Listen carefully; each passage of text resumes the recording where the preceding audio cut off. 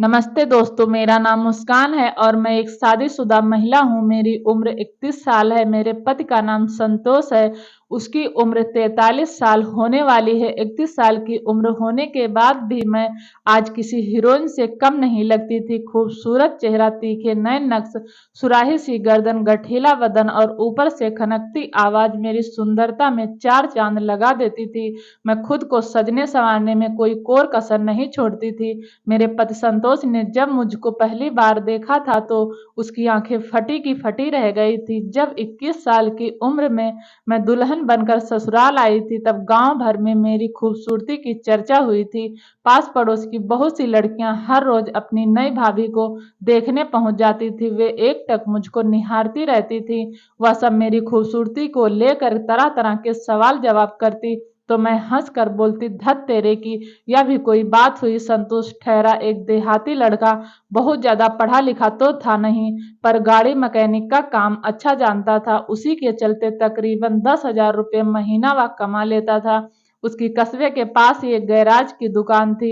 दिन में वो काम पर चला जाता और शाम ढले दाल सब्जी और गृहस्थी का सामान लेकर लौटता था। मैं सज धज कर संवर कर उसका इंतजार कर रही होती थी। अगर कभी संतोष को देर हो जाती तो मैं उसे उराहना देते हुए कहती, देखो जी, हम पूरे दिन आपके इंतजार में खड़े रहते हैं पर आपको एक बार भी हमारी याद तक नहीं आती।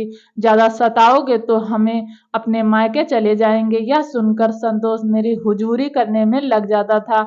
मैं मान भी जाती थी। गर्मा गर्म जलेबी मेरी कमजोरी थी। सुभाष घर वालों से छिपते छिपाते थोड़ी जलेबी अक्सर ले जा आता था। वक्त तेजी के साथ आगे बढ़ता गया। 5 साल बाद हमारे 2 बच्चे भी हो गए, एक लड़का और एक लड़की। वो दोनों बच्चों का नाम रीना और राहुल है।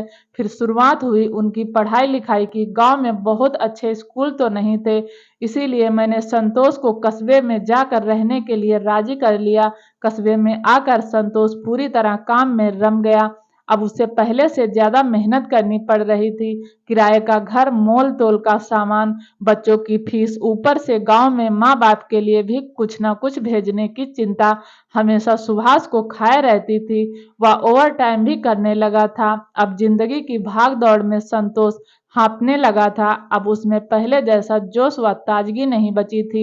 दिन भर थके होने के कारण वह खा पी कर रात में जल्दी सो जाता था। उसके पास मेरी तारीफ करने के लिए ना तो शब्द बचे थे और ना ही समय बचा था।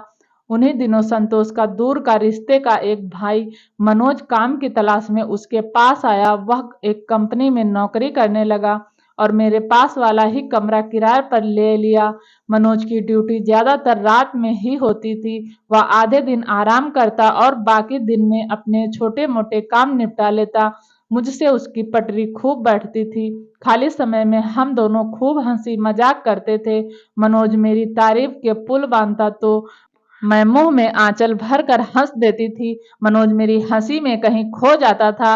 मनोज की अभी शादी नहीं हुई थी। वह मेरे चुलबुलेपन, रूप रंग और मेरी अदाओं का दीवाना हो चला था।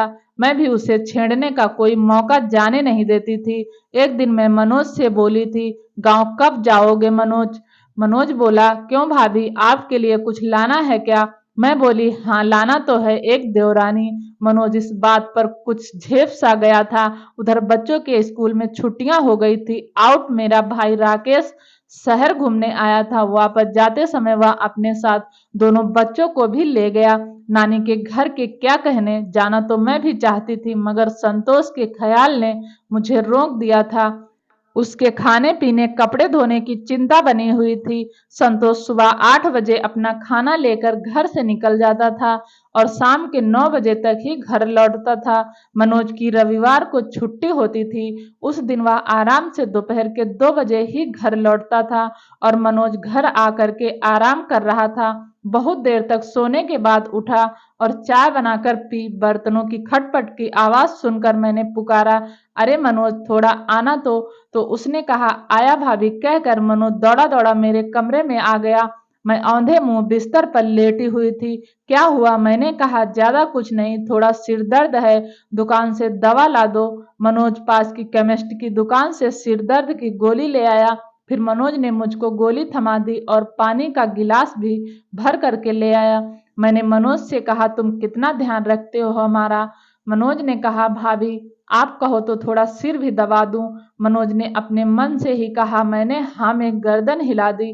अब मनोज मेरे सिरहाने के पास में एक कुर्सी पर बैठ गया। उसकी जादुई उंगलियां मेरे माथे पर थिरकने लगी। दवा के असर और मनोज की सेवा से मेरे माथे का दर्द तो बंद हो गया, मगर बदन में एक झुरझुरी सी दौड़ गई। अब एक अजीब सा खिंचाव मेरे मन में आ गया था। मैं बड़ी मुश्किल से खुद को रोक पा रही थी। मैंने बंद आंखों से ही कहा, ठीक है मनोज, तुम्हारा शुक्रिया। तब मनोज बोला, अरे शुक्रिया क्यों भाभी, मेरा हक बनता है। अपना भी तो कभी ना कभी ऐसा दिन आएगा। जब से यहाँ आई हूँ मेरे सिर में आज तक किसी ने मालिश नहीं की। आप पहले लड़का हो कि आपने मेरे सिर पे मालिश की है। तब मनोज बोला, भाभी कभी मुझे जरूरत हुई तो क्या आप मेरे सिर को दबाओगे क्या? मैं सोच में पड़ गई कि आखिर आज मनोज चाहता क्या है। मुझे अपना मन में बहुत अजीब अजीब महसूस आ रहे थे। बड़ी मुश्किल से मैं खुद को रोक पाई थी। फिर आग पानी का मिलन, क्या करें, मना भी नहीं कर सकती। मैंने खुद को वक्त के हवाले कर दिया। मेरी पतली लंबी उंगलियां मनोज के सिर में हलचल मचा रही थी। वह धीरे धीरे सुध बुध खो रहा था। उसने मेरी गोल मटोल हथेली को पकड़कर चूम लिया। मैंने अपना हाथ खींचते हुए कहा, यह क्या कर रहे हो? मनोज ने कहा, यह मेरा शुक्रिया है भाभी। मैंने मुस्कुराते हुए कहा, बस इतना सा शुक्रिया? इसके बाद तो जैसे मनोज को छूट ही मिल गई। मैंने भी दिल में सोचा कि जो हो रहा है होने दिया जाए, क्योंकि शायद ये विधि का ही विधान है। उसके बाद 1 घंटे तक क्या हुआ मैं होश में ही नहीं थी। 1 घंटे के बाद ही मुझे कुछ होश आया।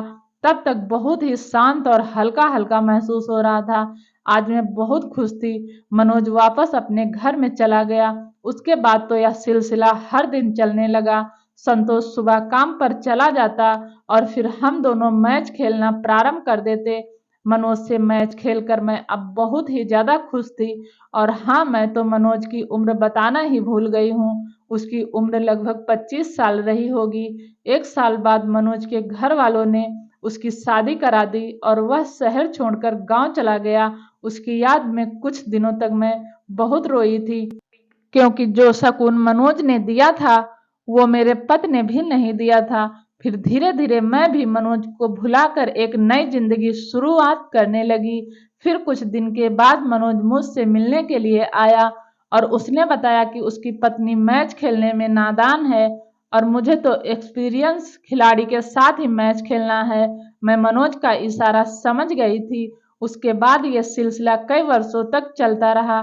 ये कहानी कैसी लगी? अगर अच्छी लगी तो प्लीज़ चैनल को सब्सक्राइब करें और वीडियो देखने के लिए आपका बहुत बहुत धन्यवाद।